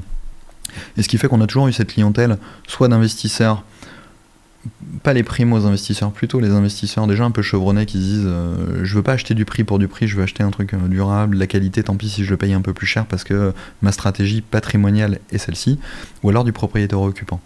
Et aujourd'hui c'est ce qui me sauve, on va pas se mentir. Voilà, nous on vit encore très bien et ça se passe très bien, mais par un choix de positionnement d'opération. Ouais, de par ce que tu vends et de ce que tu proposes aussi. Exactement. Parce que je suis pas sans savoir, j'ai fait une vidéo pour toi parce que tu proposes un truc de... C'est pas de la défisque, c'est de la récupération de TVA. Tout à fait. Enfin non, c'est de pas payer la TVA. C'est de récupérer la TVA sur ton investissement locatif. Ok. En fait, l'idée a été de se dire, Macron, à son premier mandat, prévient. Dit à un moment donné, moi la défisque, tout type, immobilier, pas immobilier, peu importe, mais c'est pas trop ma lecture, j'aime pas trop ça, donc il se passera un truc. Et tu l'entends si t'as envie de l'entendre. La plupart de mes confrères, avec qui j'ai cet échange à l'époque, en disant vous avez vu le mec, il est quand même en train de nous dire que potentiellement il va nous signer la fin de la récré, quoi. Non, attends, ça fait 35 ans que c'est comme ça. Ouais, donc il y a un déni un peu de... Il y a un déni complet de la profession. Il y a un déni de réalité, si je peux faire un peu. Ouais, c'est ça. Petit Non, jeu de mots avec le complètement. Complètement. Non, il y a un vrai déni parce qu'effectivement, c'est quelque chose qui est comme ça depuis la nuit des temps et qu'à un moment donné, tu te dis mais pourquoi ça va changer? Enfin, tout le monde y trouve son compte parce qu'on est intimement convaincu et c'est vrai, fondamentalement, comme je disais, l'investisseur, le locataire, l'État, les collectivités locales, territoriales, tout le monde y trouve son compte, les entreprises, etc. Tout marche. Enfin, tu t'évites d'aller crever tes pneus si ta bagnole elle roule, quoi. Enfin, je veux dire, à un moment donné. Mais n'empêche qu'il le dit. Et au moment où il le dit, nous on venait de créer la boîte et moi je dis à mes 2 associés, je dis wow, faut quand même qu'on fasse gaffe quand même parce que le modèle économique basique d'un promoteur à l'origine c'est de faire de la défisque. On va peut-être nous aller sur un segment un peu différent. Tiens, on va faire de la prod un peu différente pour essayer d'aller capter plutôt le propriétaire occupant parce que s'il y a un truc qui bouge jamais dans le temps, c'est tes propriétaires occupants. T'as toujours un petit peu de fonds de commerce, vulgairement parlant, où t'as des gens qui vont acheter pour y vivre, pas que pour investir. Donc on va bosser cette culture-là. Ça veut dire qu'on va faire un produit un peu différent, on va faire des résidences un peu chouchou, un peu sympa, et puis pour plaire à du propriétaire occupant, quoi. Pas le truc aseptisé que tout le monde a vu 1000 fois. Hein. Donc on se met déjà sur ce positionnement. Et je dis à mes associés, franchement, s'il repasse en 2e mandat, il l'a pas fait sur le premier, je pense que c'est sûr, on va perdre la défisque, quoi. Et on se dit, ok, faut qu'on anticipe le truc. Le marché, il est bon, il est liquide. Si on doit faire de la R&D, enfin de la recherche et développement, c'est pas quand on sera dans le tube face au mur où on saura pas où aller, quoi. Ouais, c'est maintenant, profitons de la facile. période qui est un peu plus faste, qui nous permet d'avoir un peu de temps de réflexion, etc. Parce que dans un marché qui est en crise, t'as plus le temps de penser, quoi. T'es tellement opérationnel. Tu consacres 3 fois plus de temps pour faire la même chose que ce que tu faisais avant, donc tu sais que tu vas pas avoir le temps. Et moi, ces périodes de crise, en 20 piges, j'en ai bouffé déjà quelques-unes, donc tu te dis, attends, là ça va très bien, on va éviter de se reposer sur nos lauriers, on va essayer de réfléchir tout de suite à des solutions et des alternatives. Et à ce moment-là, je me dis, il faut qu'on trouve un autre moyen, et comment est-ce qu'on pourrait faire? Tiens, il y a un truc qui est assez magique, c'est qu'on crée 20% de TVA. Est-ce qu'il n'y a pas une possibilité pour offrir à nos investisseurs de la récupérer, cette TVA? Et on se rend compte que oui, il y a une possibilité. Elle existe. Dans le BOFIP, enfin bref, dans les règles françaises, il existe une possibilité de récupérer la TVA sur ton investissement locatif. Ça s'appelle soit de l'immobilier géré, donc du LMNP, soit de la para-hôtellerie. L'immobilier géré, c'est quoi? On les connaît tous, hein. C'est les résidences seniors, les résidences étudiantes, les résidences de tourisme, le Pierre et Vacances ou le Center Park, tu vois. Voilà. Bien sûr. Et qu'est-ce qui se passe dans ces résidences-là? C'est qu'en fait, elles sont sous exploitation d'une entreprise. Typiquement, prenons Center Park. Les cabanes dans la forêt, il y a des gens qui ont acheté ces cabanes-là dans la forêt. Center Park dit, je vous prends un bail et je vais faire l'exploitation. Ça va être mon fonds de commerce. Center Parks, ils vendent leurs bungalows à des investisseurs? Il me semble, ouais. Putain, okay. En tout cas, ce qui est sûr, c'est que Pierre et Vacances, oui, c'est le cas, par exemple. Ouais, pour plein de boîtes qui fonctionnent pareil. Il y a plein de boîtes qui fonctionnent comme ça. Eurus, la Girandière, enfin bref, les exploitants de résidences seniors, Cap Études pour de l'étudiant, etc. Enfin, tous, Domitis, enfin tous les gros groupes fonctionnent comme ça. Ouais, pour moi, c'était vraiment leur. Ah non, du tout, non. Très peu ont des foncières. Hein. Non, c'est vendu, c'est des appartements qui sont vendus à la découpe, pris en exploitation, et en contrepartie, l'exploitant dit, je vais prendre ton bien immobilier, je vais l'exploiter. Donc, je vais sous-louer moi à des gens et je vais en faire mon business, et en contrepartie, je te garantis un loyer. Et ce modèle, il est assez intéressant. Il a pour moi une problématique. Qui est personnel, hein. Enfin, 2 problématiques. La première, c'est que tu t'exposes à la solidité de ton exploitant. Prenons l'exemple de Center Park. T'achètes une cabane au milieu de la forêt. Tant que t'as Center Park, tu prends ta rentabilité tous les mois. Ouais, mais le jour où... Tout va bien. Le jour où Center Park te plante, d'un point de vue immobilier, purement immobilier, et moi je suis un produit de l'IMO à l'origine, valeur intrinsèque, tu vois, Robinson Crusoe. Donc, j'avais cette problématique de me dire, on expose quand même à ce sujet-là. Et puis après, moi j'ai toujours en sous-jacent mon problème de démographie, quoi. Me dire, on va faire du logement étudiant, très bien, mais si demain il y a moins de gamins, je vais en faire quoi de mon appart de 15 mètres carrés si demain, à Angers, il y a plus 50 000 étudiants, mais qu'il n'y en a plus que 25 000, quoi. Enfin, qu'est-ce que je vais faire de 15 mètres carrés qui est typé comme une piole étudiante, enfin voilà. Ou pareil pour une résidence senior, etc., etc. Et donc je me dis, moi j'adore le fait de pouvoir récupérer la TVA comme chez eux, mais il faudrait qu'on puisse le faire dans une opération classique, traditionnelle. Et c'est là où on se met autour de la table, à plusieurs, mes associés. Je fais venir un notaire, un avocat fiscaliste, un expert comptable, et je dis voilà, je vous expose mon truc. Je veux trouver la solution pour permettre à mes investisseurs, dans un immeuble classique, traditionnel, de pouvoir récupérer la TVA comme dans un immobilier géré, sans qu'ils soient en exploitation et dépendant d'une entreprise privée. Ok. Et en fait, on trouve la solution, elle existe depuis toujours, sauf que personne ne l'exploite. Et ça s'appelle la para-hôtellerie. Et donc je dis ok, on va développer de la para-hôtellerie dans nos opérations. Donc ça veut dire que dans un immeuble classique, traditionnel, dans lequel tu as du propriétaire occupant, des investisseurs, à l'époque des gens encore en Pinel, etc., on commence à proposer cette solution d'investissement. Et cette solution d'investissement, c'est quoi ? C'est pour récupérer la TVA, il faut que tu puisses proposer 3 services sur 4 obligatoires par l'administration fiscale. Et les 4 services qui te sont obligatoires, comme c'est de la para-hôtellerie comme à l'hôtel, c'est le ménage de ton logement, la blanchisserie, donc ton linge de maison, tes draps de bain et puis tes draps de lit, l'accueil, suffisant, un petit peu comme dans un hôtel, voilà. Et enfin le dernier, le petit déjeuner. Et l'administration fiscale te dit, si ton client investisseur veut récupérer la TVA, il faut m'en proposer 3 sur les 4. Moi je suis un peu flippé à l'époque, je me dis waouh, le gouvernement il change tellement qu'un jour il serait capable de nous demander les 4 sur les 4. Donc au sein même de mes opérations, je prends mes dispositions pour pouvoir couvrir 4 des 4. Ah oui, déjà à ce moment-là, tu t'anticipes. Donc je fais un petit espace commun en me disant si demain on doit faire les petits déjeuners, tu peux les on a une proposer petite salle là qui fait 45 mètres carrés, on saura le faire tu là. mettra des chocs à pic et puis... Exactement, parce que le petit déjeuner dans certains hôtels, tu sais, c'est un Mamie Nova et une Madeleine, Oui, tu sais, c'est assez limité. Donc en tout cas, on a une petite salle avec une cuisine, un WC, etc., un baby-foot, une table, un canapé. Si demain on doit servir un petit déj, on sait faire. Je crée un bureau de gardien dans mes résidences en me disant l'accueil suffisant, je vais savoir l'assurer. J'ai un petit bureau, dès le hall d'entrée, 3-4 mètres carrés, et puis au moins on sait identifier où est mon gardien d'immeuble. Et puis à côté, il va falloir que je m'occupe du linge de maison. Galère. Ok, on va mettre une petite buanderie, machine à laver, sèche-linge partagée à tous les copropriétaires. Et on sort la première opération comme ça.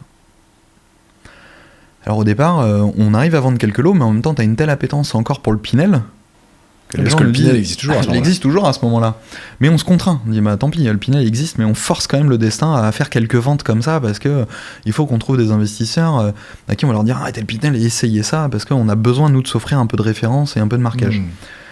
Et finalement, on trouve des investisseurs, on en fait une première, une deuxième, une troisième, etc. Avec une particularité un peu spécifique, c'est que la promotion immobilière, ça faisait longtemps que j'en faisais. Et en fait, la promotion immobilière, c'est quoi ? C'est tu trouves un terrain, tu construis, tu vends et tu te casses. Et, sauf que là, tu peux plus te casser. Et moi, je ne voulais plus me casser. Je voulais continuer de vivre une histoire aussi avec mes clients, avec mes résidents et avec mes projets. Et c'est pour ça que finalement, plutôt que d'externaliser mes services de conciergerie, j'ai pris la décision de l'internaliser. Et donc, on a créé la société Idouane, qui est une filiale d'Opus, et qui assure la conciergerie de nos immeubles. Donc, j'ai au sein de mes salariés des concierges d'immeubles qu'on a baptisés chez nous des rangers, et qui sont là pour entretenir les résidences, les logements, etc. Et ce que j'avais pas imaginé, c'est que ça allait être hyper vertueux.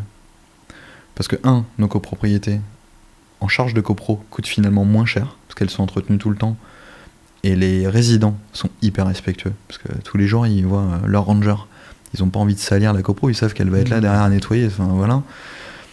Que finalement, on recrée de la vie et on arrive à faire revivre des gens en collectivité, parce que cet espace commun, ils y vont quand ils ont envie, il leur appartient à tous, ils vont se faire un baby, ils vont se mettre un match de foot, ils le privatisent gratuitement pour des anniversaires, des trucs, etc. Et que finalement on arrive à faire revivre des gens ensemble, et puis on crée de l'emploi. Je crée de l'emploi au sein même des copropriétés en réinventant des hyper vieux métiers, quoi, les concierges d'immeubles. Ouais, bien sûr. Et ça, c'est assez cool. Ta récupération de TVA, ça fonctionne au moment où tu investis. Demain, admettons, Opus, tu fais faillite. Et donc, tous les services que tu proposes dans les bâtiments que tu as créés s'arrêtent. Alors, oui, aujourd'hui, on pourrait avoir cette logique de dire Opus, le promoteur, fait faillite, ou disparaît, ou peu importe, ou je revends la structure, etc. Comment ça se passe pour les gens qui récupèrent la TVA ? Ils ont 2 possibilités. Déjà, ce qu'il faut savoir, c'est qu'Idouane a son propre modèle économique. Idouane n'est pas dépendant d'Opus. C'est-à-dire que même si le monde de la promotion, et pour une raison X ou Y, Opus demain était... T'as une structure juridique. Il y a 2 structures juridiques qui sont totalement indépendantes, même si aujourd'hui Idouane appartient à Opus, il n'empêche pas moins qu'elle a son propre modèle économique qui fonctionne. Idouane aujourd'hui assure la gestion locative, donc elle a un rendement tous les mois qui lui tombe, elle assure le ménage, etc. Et c'est une société de service qui fait de la marge. Donc en fait elle a son propre modèle économique qui est complètement indépendant du monde du promoteur. Donc ça déjà... Là-dessus, c'est notre moyen, de le garantir. Et la deuxième possibilité, c'est que si demain, au pire du pire, Idouane venait à disparaître, la structure telle qu'elle est, c'est pas compliqué de retrouver une femme de ménage qui vient t'assurer exactement les mêmes prestations au sein de l'immeuble en fait. Ouais, bien sûr. Donc du coup, il n'y a pas de remise en cause de ta TVA tant que tu continues de l'assurer. D'ailleurs même, on pourrait avoir un client investisseur, parce qu'on en a à la marge, c'est anecdotique. Hein. On doit en avoir un, je crois, ou moi je crois qu'on en a qu'un, qui assure lui-même la prestation. C'est-à-dire que la prestation de ménage et de blanchisserie, il l'assure par lui-même. Il a fait lui. Ok. Il vient chez son locataire et c'est lui qui fait le ménage et c'est lui qui récupère les draps et qui en met des propres. Ah ouais, d'accord. Voilà. Et ça marche quand même pour... Exactement. Ce qu'il faut, c'est proposer le service. D'ailleurs même, petite subtilité, mais bon, ça c'est un détail, l'administration fiscale ne t'impose pas de fournir les services, elle t'impose de savoir les proposer. Oui, parce que toutes tes résidences idoines... Nous, on a des locataires qui refusent, hein, qui nous disent mais non, j'ai pas envie qu'on rentre chez nous ça faire le fonctionne ménage. quand même pour l'investisseur. Oui, parce qu'en fait, le locataire paye quand même malgré tout la prestation. Ouais. Oui, c'est comme ça, il n'y a pas de remise en cause. Voilà, il n'y a ouais. pas de remise en cause pour l'investisseur. Mais par contre, on a des locataires qui nous disent non, j'ai pas spécialement envie qu'on rentre chez moi faire le ménage, je m'en occupe, ou vous faites que le ménage, mais par contre, vous occupez pas de mes draps. Et on en a d'autres, inversement, ils nous demandent des services conciergerie en plus. Hein. Donc, on s'occupe du linge personnel, on va leur chercher leurs courses, on fait de la conciergerie. Donc, toi, c'est une solution que tu trouves pour faire perdurer ta boîte, clairement, ouais. Et dans le monde des promoteurs immobiliers, tout le monde ne trouve pas forcément cette solution. Non, disons que c'est une solution qu'on met du temps à développer déjà, Le problème qu'on a, nous, à l'échelle de la promotion, c'est de prouver. Et prouver, c'est long. Parce que si je décide de faire un immeuble, je vais pas te le construire demain, tu vois, ça va prendre un petit peu de temps.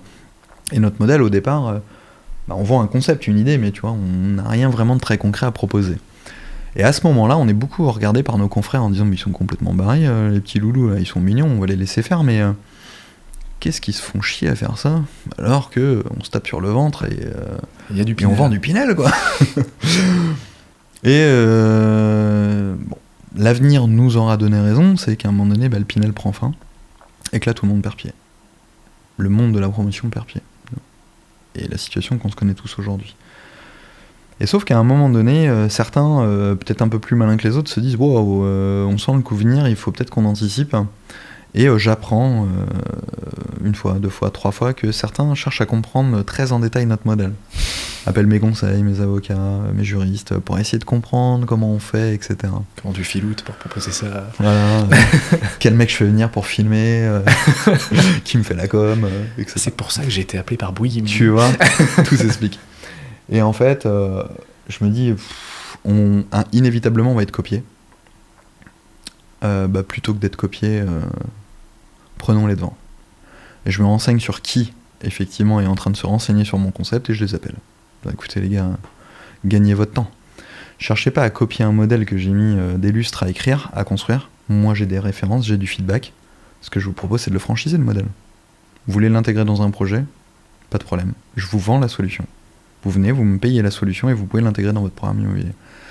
Et c'est comme ça qu'Idoine a pris son envol, puisqu'à l'origine, Idoine ne s'appelle pas Idoine, elle s'appelle Opus Smart Concept, liée à Opus, mais je suis obligé de le rebaptiser parce qu'on commence à l'intégrer chez des confrères promoteurs. Donc je franchise le principe. Et aujourd'hui, on doit être présent chez, je sais pas, entre 15 et 20 promoteurs différents et sur toute la France. Et t'en as qui sentent l'avoir racheté et l'ont copié ? Il y en a un. Ouais, mais c'est un major. Hein. Ouais, voilà. Non, mais après, c'est pas pour dire non, qu'il y a des j'ai méchants. Rien à dire, mais c'est la logique, effectivement, de David contre Goliath, c'est-à-dire qu'ils te font venir en disant on est intéressé pour acheter votre solution. Oui, ils comprennent comment ça marche. Ils comprennent comment ça fonctionne, et à la fin de l'entretien, hein, parce qu'ils ont l'honnêteté d'esprit à la fin de l'entretien de te dire merci, maintenant que j'ai tout compris, je vais le faire par moi-même. Ouais, bah. Mais il te le fait droit dans les yeux, tu sais, avec... De toute façon, tu peux rien faire en soi. Non, fondamentalement, comme j'ai rien inventé et qu'en fait, j'ai simplement dépoussiérer un truc si tu veux. Tu peux pas le si déposer. On a déposé les noms de marques comme Idoine ou le meublé libéré, parce qu'on a baptisé ça le meublé libéré, on a déposé des noms de domaine. Maintenant, tu sais, souvent imité, jamais égalé. Hein. Ouais. Donc, qu'ils essayent. La pâle copie, c'est pas très grave, tu sais. Une pâle copie ne sera jamais un Van Gogh. Hein. Ouais, bien sûr. Ouais. Donc, tu me disais tout à l'heure, je reviens un petit peu en arrière, tu produis surtout en Vendée et en Maine-et-Loire, alors que tu es implanté en Loire-Atlantique. Ouais. Alors, déjà, pourquoi être implanté en Loire-Atlantique, mais surtout après, pourquoi pas produire en Loire-Atlantique ? Alors déjà, pourquoi être implanté en Loire-Atlantique ? Dans ma vie passée, en tant que président de structure, la structure se développait sur le plan national et international. Alors, avec tout l'amour que j'ai pour Angers et ses voies d'accès, tu restes quand même loin de la mer. L'aéroport est loin. Enfin bref, j'avais finalement pas mal de contraintes. Et puis Angers-Marseille dessert pas non plus tout le territoire, national et international. Et puis le siège social de l'entreprise pour laquelle je travaillais était basé à Nantes. Je faisais beaucoup de routes. Et à un moment donné, gentiment, le conseil d'administration me dit ça serait quand même bien d'optimiser ton temps au maximum et d'éviter effectivement cette contrainte systématiquement de partir d'Angers. Donc je prends la décision effectivement de déménager sur Nantes. Donc je déménage sur Nantes. Et pour le coup, une fois installé, une fois que tes gamins sont posés dans les écoles, dans les équipements sportifs, etc., enfin bref, dans tout ce qui va bien, dans ta vie du quotidien, et qu'on décide de créer Opus, ouais, je fais la blague à mes associés de dire bon, on va la créer sur Angers cette boîte, mais bon, c'est 3 foyers à faire bouger, quoi, et ça fait marrer personne. Donc on se dit non, on va la créer ici, on va la créer à Saint-Herblain, et puis finalement Angers c'est 1 heure, et puis le littoral vendéen c'est pareil, donc si tu veux, on va s'en sortir. Donc c'est ce qu'on fait, on installe notre siège là-bas. Après, pourquoi est-ce qu'on produit pas ou peu là-bas ? Il y a 2 raisons. La première, c'est que j'ai assez peu d'affect pour Nantes, métropole, donc c'est assez personnel, c'est-à-dire que c'est une ville que j'adore d'un point de vue culturel. Je commence à me connaître, moi je suis un grand fan de cultures diverses et variées, et d'un point de vue culturel j'ai trouvé quelque chose par rapport à Angers qui est effectivement, c'est pas la même taille de ville, donc c'est un peu plus riche, fourni en tout ouais, cas. Clairement, mais c'est peut-être le seul point positif que j'y ai trouvé. Non, j'ai pas d'affect pour ce territoire, et honnêtement les investisseurs n'en ont pas non plus. Il y a même un désamour de Nantes métropole pour plein de raisons, tu sais, on a souvent entendu parler de Nantes, de son insécurité, Bien sûr, de plus en plus, du contexte politique, de plein de choses, et finalement les investisseurs ont besoin d'être rassurés pour investir. Encore plus dans l'immobilier, parce que tu investis sur du moyen long terme, donc tu as besoin de réassurance, tu as besoin d'une stabilité et politique, et économique, etc., et qu'on a peut-être un peu moins à Nantes depuis quelques années. Alors le fait de ne pas avoir un affect très fort, additionné au fait qu'il allait falloir que je me batte 2 fois plus pour convaincre des gens d'investir là où même moi j'avais pas d'affect pour la ville, si tu veux, je me suis dit c'est pas grave, ça nous fera un super parking pour partir à Angers ou en Vendée. et non, géographiquement c'est hyper pratique pour nous. Oui, t'es un peu à l'entre-deux. C'est hyper pratique, et pour le coup on vient très vite sur le Maine-et-Loire comme on va très vite en Vendée, donc finalement pour nous c'est assez vertueux, ça se passe très bien, mais on produit moins de 20% de ma production est produit en Loire-Atlantique. Ah ouais. Ouais, et sur Nantes ou dans les alentours Non, je dirais moins de 10% sur Nantes métropole et le reste sur le reste du 44. Parce que, alors ça je t'en parle, tu es libre d'en parler, mais c'est vrai que tu m'as dit ça l'autre fois au téléphone, tu m'as dit que déjà politiquement t'as des compromis à faire avec les agglos, avec tout ça, et tu me parlais notamment du fait que là c'est bientôt les municipales, à moins de 1 an ou 6 mois tu peux rien produire. Non, clairement. En fait, on a, nous, notre métier, on travaille avec ce qu'on appelle les documents d'urbanisme. Un PLU, un plan local d'urbanisme, un PLUI quand il est intracommunautaire, intercommunal. En tout cas, on travaille avec des documents d'urbanisme qui nous décrivent les règles. Et donc, tu as les règles écrites, puis tu as celles qui ne le sont pas. C'est-à-dire que si sur un terrain, par exemple, le document d'urbanisme te dit tu as le droit de faire un immeuble en rez-de-chaussée plus 2 niveaux d'étage, plus un attique, donc en gros 4 niveaux, tout cumulé. Plus un quoi, pardon ? Un attique, enfin tu sais, c'est ce qu'on appelle une maison sur le toit, tu sais, c'est quand tu réduis ta dernière partie tout là-haut. Ah ouais, d'accord, avec... okay, ouais. Mais on te dit potentiellement tu peux faire 4 niveaux d'étage, rez-de-chaussée 1, 2, 3, ça te fait 4 niveaux. Ça c'est ce que ton document d'urbanisme te dit. Puis là tu viens en mairie, puis en présenter ton projet, tu dis voilà, moi je me suis mis d'accord avec des propriétaires, j'ai un terrain et je voudrais faire un immeuble à 4 étages. Et là on te dit non, tu vas en faire 3. Bah pourquoi ? Parce que le document d'urbanisme il dit 4. Oui, mais tu vas en faire 3. Si tu veux le faire, c'est 3. En fait, c'est hyper compliqué ce côté-ci de notre métier, c'est-à-dire que les règles sont jamais figées. Et un document d'urbanisme, tu as ce qui est écrit et ce qui ne l'est pas. Pour des raisons souvent très sincères, enfin je veux dire, c'est pas malveillant d'un point de vue politique.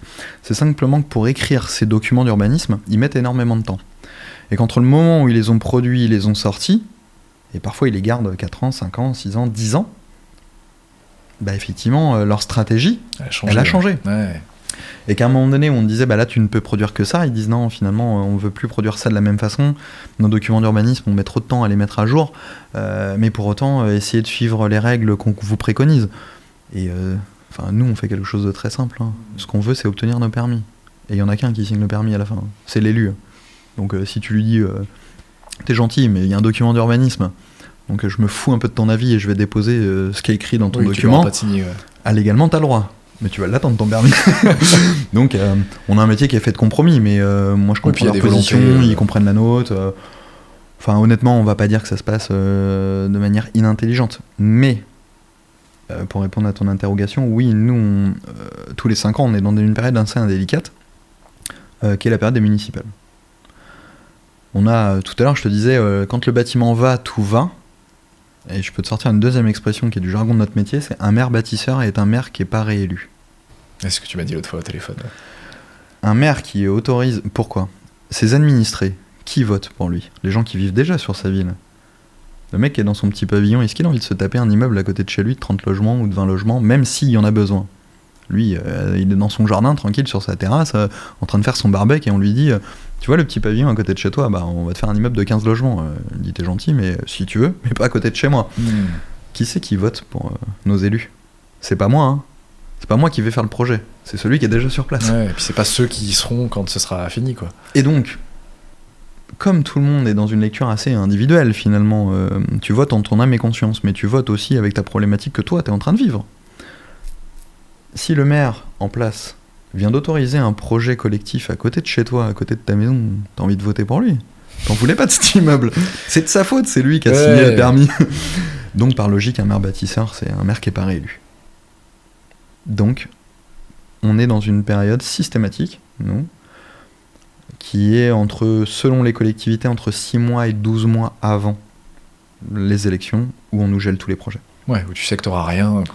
Sauf les terrains d'aménageurs, c'est-à-dire que quand c'est des gros concepts politiques ou des zones d'aménagement concertées, comme ici à Angers, on connaît tous le plateau Mayenne, le plateau Capucin, la restructuration du quartier Verneau, etc. Ouais, Mon plaisir, si tu veux, c'est des opérations urbaines où à un moment donné, politiquement, tout le monde est informé de ces opérations et elles vont en plus dans le bon sens. Elles requalifient la ville, elles amènent plein de choses, etc.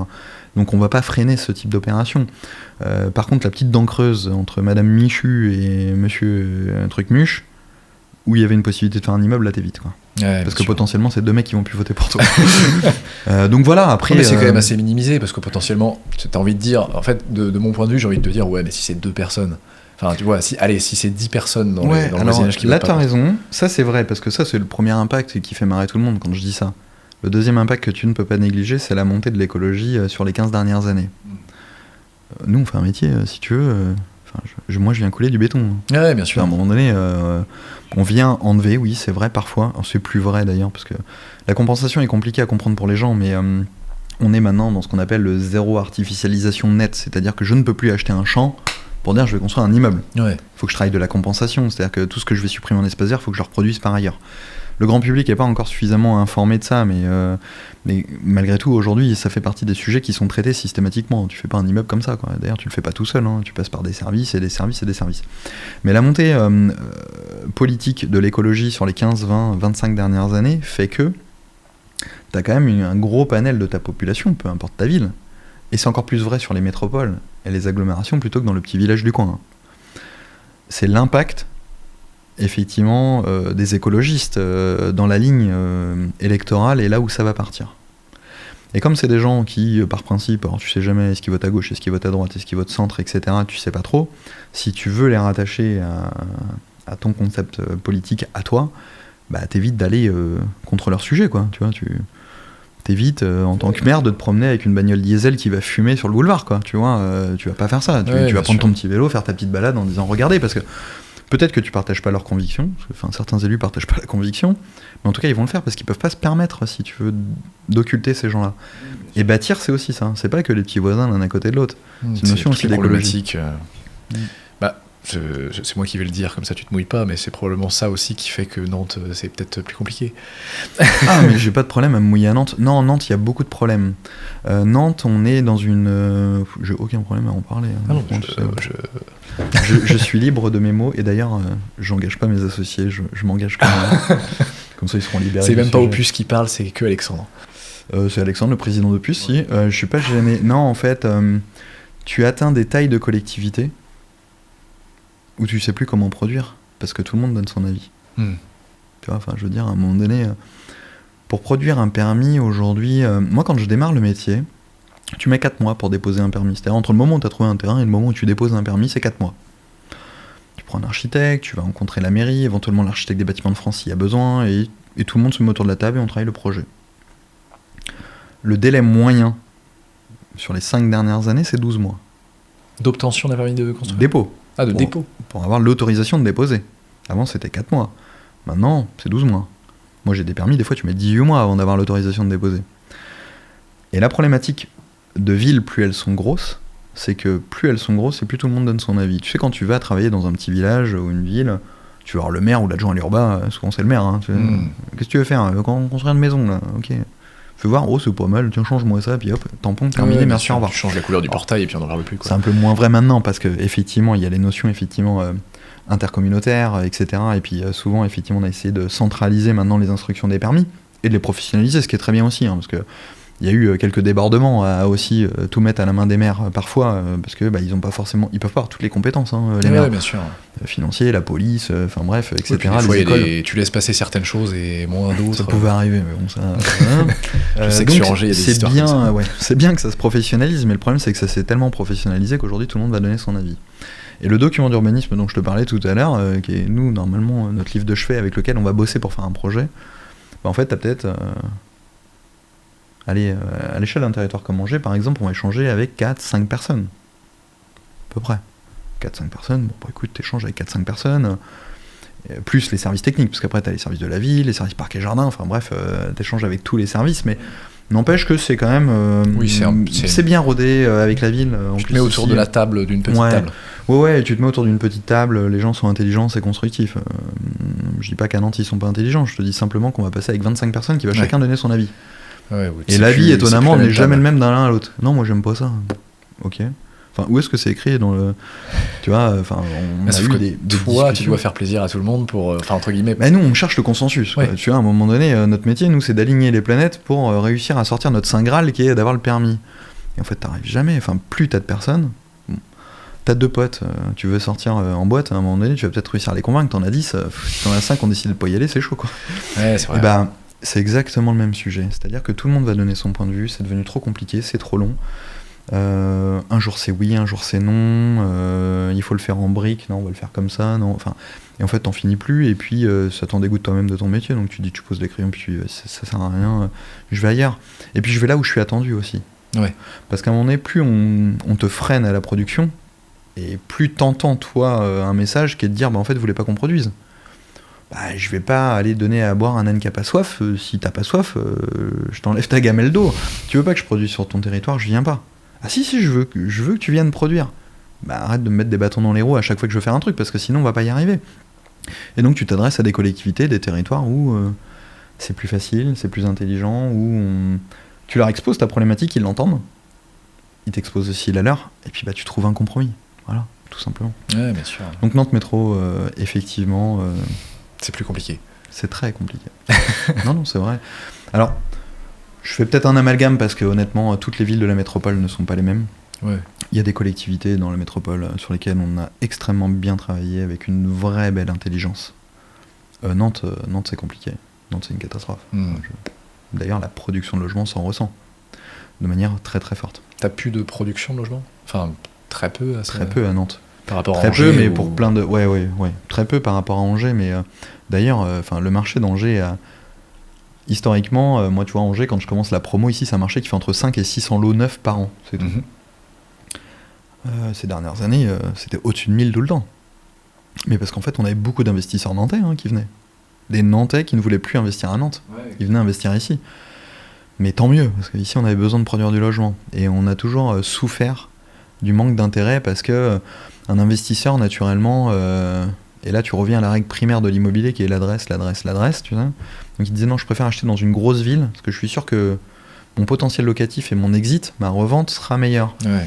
Et Angers a toujours été le petit poussé entre Rennes et Nantes, où les gens préféraient investir à Rennes ou à Nantes parce que c'était des grosses villes, et moins Angers, parce que Angers c'était la ville que t'aimes bien, c'est celle qui est jolie, là où t'as fait tes études, c'est bucolique, c'est là où il fait bon vieillir, tu sais, pendant longtemps, c'est là où il fait bon vieillir. Mais c'est aussi une qui est en pleine croissance, Exactement. Qui fait que tu fais... Et elle a tiré très très largement son épingle du jeu. Ouais. Et un des éléments qui lui a permis de tirer son épingle du jeu, outre le fait que d'autres collectivités ont été moins bonnes, Angers a une certaine intelligence quand Nantes peut-être en avait un peu moins à un moment donné sur la production de logements. Et puis il y a eu Imagine Angers. Ouais. Comment mettre en lumière une ville comme Angers à l'échelle des promoteurs et des gros promoteurs? Parce qu'historiquement, tu as toujours eu des gens pour produire du logement, des petits opérateurs, des moyens opérateurs, mais on a mis un coup de projecteur de manière hyper intelligente à des gens qui ne savaient pas spécialement qu'Angers existait sur la carte, avec des gens qui avaient des gros savoir-faire. Beaucoup plus que des petits artisans comme moi de la promotion immobilière, tu vois. Ça fait la diff, le Imagine Angers. Imagine Angers a offert une notoriété institutionnelle, si tu veux, dans le monde du logement neuf, dans le monde de la promotion. On s'en rend pas compte parce qu'à chacun son écosystème. Si tu veux, à un moment donné, si tu parles à des gens qui font du végétal, souvent tu vas leur dire ah ouais, Angers c'est là où il y a le salon du végétal. Si tu veux, comme un des mortels ici, il connaît pas parce que si tu t'intéresses pas au végétal, tu sais pas qui a. C'est clair. Et là, pour le coup, Imagine Angers a amené un coup de projecteur hyper fort sur le monde de la promotion, sur le monde des grands architectes, des grands noms d'architecture, etc. Et ouais, dans notre écosystème, il y a eu un impact hyper positif. Et je te dis ça alors que moi, j'étais le petit poussé de la bande, où j'aurais pu me dire, oh merde. Toi, Imagine Angers, tu le ressens pas, enfin, ça n'a pas d'impact, entre guillemets, sur toi et sur ton entreprise. Alors, ça en a eu parce que tu sais, quand tu mets en lumière une ville comme ça et que tu la mets sous les projecteurs des institutionnels, même si tu dis waouh, ça va me faire venir de la concurrence, ouais, ça te fait venir de la concurrence, mais ça t'emmène aussi d'autres personnes qui découvrent la ville. Donc, à un moment donné, tu t'en sers aussi. Hein. Enfin, charge à toi de t'en servir intelligemment, mais tu dis finalement, mon panel de clients potentiels s'agrandit. On tire aussi les opérations vers le haut, tu vois, parce que plus t'as de concurrence, c'est hyper intelligent. Hein. Moi, je préfère travailler dans un marché hyper concurrentiel, en me disant, on est trop nombreux, parce que c'est plus facile de faire la différence, que d'être dans un marché où je suis tout seul, parce que si je suis tout seul, c'est peut-être qu'il n'y a pas de marché. Ouais. Tu vois ? Ou alors que tu n'évolues pas et que tu n'as pas de raison de changer. Et tu grandis pas. Donc finalement, voilà, ça te permet aussi tous les jours de te remettre en cause et en question. C'est quoi l'avenir de la promotion immobilière ? De manière générale et ensuite le tien ? Moi, je pense que l'avenir de la promo, dans le contexte politique tel qu'il est aujourd'hui, il est assez basique. On a beaucoup financiarisé cette activité, parce que la notion de la défiscalisation, du rendement, etc., a fait aussi complètement oublier quelque chose aux gens. C'est qu'en fait, on achète des lieux de vie. C'est un basique. Hein. Moi, je viens de l'immobilier ancien. Donc quand, à l'origine, je viens de l'immobilier ancien, j'ai effectivement une vision de l'immobilier qui est une vision de l'immobilier, pas une vision financière. Enfin, c'est pas de la défisque, c'est pas... Alors nous, on n'a pas le charme de la vieille pierre. Par contre, on a d'autres arguments. On a effectivement les ascenseurs, on a le confort, on a les dernières performances énergétiques, on a beaucoup de choses, si tu veux, qui vont aussi contrer tout ça. Mais je pense que la profession s'est un peu perdue parce qu'elle a été très financiarisée à un moment donné. Et on s'adressait plus qu'à des investisseurs, on s'adressait plus qu'à des gens en leur parlant de rendement, de défisque, etc. Alors qu'on est en train de vendre un besoin primaire de la pyramide de Maslow, qui est de mettre un toit sur la tête des gens. Donc je pense que notre marché va être beaucoup plus compliqué parce que nos politiques aujourd'hui en place ont décidé qu'on avait assez de logements, donc il fallait arrêter d'en produire. C'est d'ailleurs pour ça que la défisque s'arrête. Ce qui m'inquiète, moi, plus dans mes fondamentaux, c'est le risque de crise sociale que ça peut déclencher dans quelques années. Le fait de ne plus produire de logements, tu vois ? Ouais, parce que... parce que ça a des conséquences sur l'industrie, sur les... À court terme, déjà, c'est l'emploi. Ouais. Et moyen long terme, ça va être l'offre de logement qui va se raréfier. Et quelque chose qu'on trouve beaucoup chez des gens à petits revenus, on risque de le retrouver sur une cible beaucoup plus large de la population. On connaît tous des couples qui restent ensemble alors qu'ils s'entendent pas, parfois même papa tape sur maman ou des choses comme ça, et il n'y a pas d'échappatoire parce qu'en fait il n'y a pas de moyens financiers. Il n'y a pas de moyen financier de prendre un logement de manière autonome et indépendante pour la personne qui est à côté. Et j'ai bien peur que si on arrête la production de logements, ce sujet qui était aujourd'hui dans une classe de la population s'étende à des classes beaucoup plus grandes. Si tu n'as plus de logement et que tu n'as plus d'offres, à un moment donné, tu contrains les gens à rester ensemble. Et contraindre les gens à rester ensemble, c'est pas toujours la meilleure chose qu'il faille, quoi, tu vois. Donc ça, moi, ça m'inquiète. C'est plus en tant qu'être humain, si tu veux. Fondamentalement, après, enfin voilà, c'est pas le côté promoteur, c'est plus en tant qu'être humain, ça me préoccupe un peu. Ce qui me préoccupe aussi, ça va être ce qu'on peut voir déjà dans certaines villes, si tu veux. Quand t'as des gamins qui dorment dans leur bagnole parce qu'ils sont en train de faire leurs études, si tu veux, moi ça me pose problème. Quand tu vois des seniors qui restent dans leur logement parce qu'ils trouvent pas de logement adapté, et qui restent alors qu'ils savent plus monter un escalier, qui sont en train de dormir dans leur cuisine, dans leur maison, ils trouvent même plus d'ADMR qui viennent les aider ou leur faire à bouffer, moi si tu veux, ça me pose problème. L'immobilier est quand même une réponse à beaucoup de sujets. On n'est pas simplement en train de dire que c'est simplement financier et qu'on est là pour gagner du pognon, non, enfin je veux dire... Notre premier objet, c'est quand même de construire des lieux de vie. Donc moi je pense que la profession elle doit se reconcentrer là-dessus, savoir pourquoi on le fait et pour qui on le fait, déjà. Et puis après, quel est mon avenir continuer d'innover, quoi. Tu vois, toi ton univers, quel tien c'est les appareils photo, les caméras, je vais pas te citer l'exemple de Konica, tu vois, qui a pas voulu passer à l'ère du numérique et qui s'est laissé crever, quoi. C'est un peu ça, c'est qu'à un moment donné, c'est pas parce que les choses ont toujours été comme telles qu'elles resteront toujours de la même façon. Tu crois qu'il y a un côté cyclique ? Est-ce que tu crois que là, en ce moment, comme il y a eu cette crise de l'immobilier et de la fin de la défisque, tu vas avoir beaucoup de promoteurs qui vont se péter la gueule et que d'autres vont émerger comme toi, tu peux être, par exemple, un peu un des pionniers d'une nouvelle vague de promoteurs qui va arriver ? Inévitablement, parce que dans toutes les crises, si tu veux, à un moment donné, personne n'était favorable à la guerre, typiquement, sauf qu'après, faut reconstruire. Donc, bref, t'as eu des économies qui sont ressorties, etc. etc. Oui, je pense qu'à un moment donné, si tu campes sur tes positions, mais c'est pas que le business de l'IMO, c'est vrai partout. Le concessionnaire automobile qui te dirait « moi, vivant, jamais je passerai à l'électrique », bonne chance à toi, mon grand. Si tu veux continuer à sortir du vieil 8, je pense que dans quelques années, ou dans quelques mois, ça se trouve, ça sera fini pour toi. C'est un peu les mêmes exemples, c'est-à-dire qu'il faut écouter. Il faut écouter le marché, il faut essayer d'observer. Alors personne n'est à de boule de cristal et moi je suis pas Madame Soleil, mais il faut écouter. Et en fait, quand tu veux écouter et quand tu veux que ton business fonctionne, il y a souvent un truc qui est assez simple, c'est quoi les fondamentaux de mon métier ? Pourquoi je le fais en fait ? C'est quoi l'objet, dans quel sens, etc. Et tu te fais un tableau, tu sais, de ce qui est urgent et important, et finalement tu dis si c'est ni urgent ni important, c'est poubelle. Et en fait, tu te recentres vraiment sur ton sujet primaire. Moi, je pense que notre métier, il a encore de l'avenir, mais peut-être pas comme on l'a connu. Peut-être qu'il passera par de la réhabilitation, peut-être davantage du patrimoine. Il continuera de passer par du parc neuf aussi. Et il y aura des évolutions. Est-ce qu'il se fera dans le même volume qu'avant ? J'en sais rien. Probablement que oui. Moi, ce qui m'inquiète plutôt, c'est d'avoir mis les deux pieds sur la pédale, là, et que depuis 24 mois, 36 mois, ça produit plus. Et oui, quand ça freine trop plus fort. En fait, là, ça freine depuis 24-36 mois. Et le problème, c'est que nous, on a un métier qui est tellement lent que si on voulait relancer la machine, il va nous falloir peut-être 36 ou 48 mois. C'est-à-dire que pendant 5 ans, tu as un marché qui est atome. Et le risque, c'est que demain, il y a un réveil collectif en disant « Waouh, on n'a pas assez produit. Clairement, on est dans la merde. » On ne sait pas loger les gens. Tu es encore dans la merde pendant 24-36 mois, quoi. Et qu'en fait, on fasse complètement l'effet inverse. C'est-à-dire qu'on revienne dans un modèle trop pervers pour s'assurer de la production très rapide. Et que là où on te vendait 15 points de défisque, on soit capable de dire demain c'est 50 parce qu'il faut qu'on produise très très vite, tu vois. Sûr. Et on va revenir dans un truc qui va être délétère, quoi, tu vois. Ça, c'est un peu compliqué. On a une activité qui est beaucoup trop lente et trop longue pour faire, si tu veux, des up and down, des je freine et j'accélère. Ça, c'est un peu compliqué, mais bon, après... Je me suis pas engagé en politique, je suis promoteur immobilier, donc je laisse les grands de ce monde faire. Voilà. Toi, tu suis et tu es attentif et tu innoves. Ouais, exactement. Et on se bat avec nos armes. Trop bien. Bon, écoute, merci beaucoup. C'était très instructif. Avec plaisir, mon ami. J'ai appris plein de trucs. Et puis, à bientôt. Ouais, merci à toi en tout cas.